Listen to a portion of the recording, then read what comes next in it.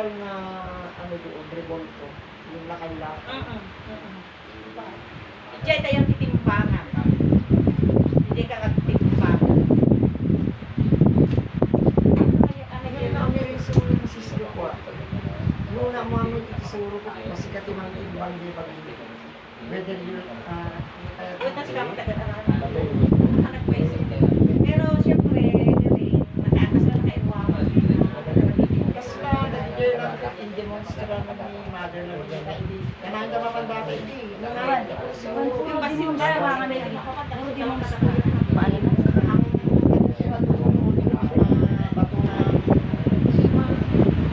kasi ang alam nila, siguro, madaang Nananap niya lahat yung mga bago na yan. Tapos doon naman sa ilang beses sila nakarating doon sa Panao.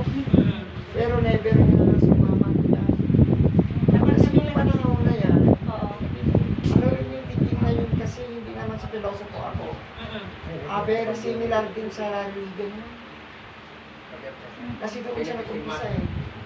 And then, at the day, at traps na kaibigan ng katwag na umawat ng cloud na ikaw. Hindi nga eh. Tapos, at the day, politiko nga umay nga, apantay man di lugar ni mother, kapag kunang tuman ni mother lang at the day.